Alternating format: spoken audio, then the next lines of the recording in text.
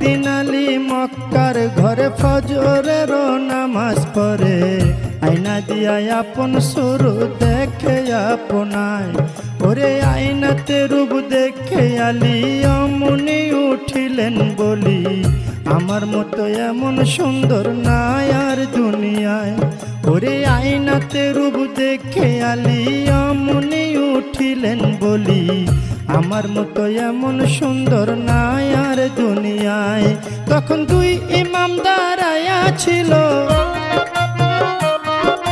দুই ইমাম দাঁড়ায়া ছিল, আলীর ডাইনে বাইরে সাধের দুনিয়ায়।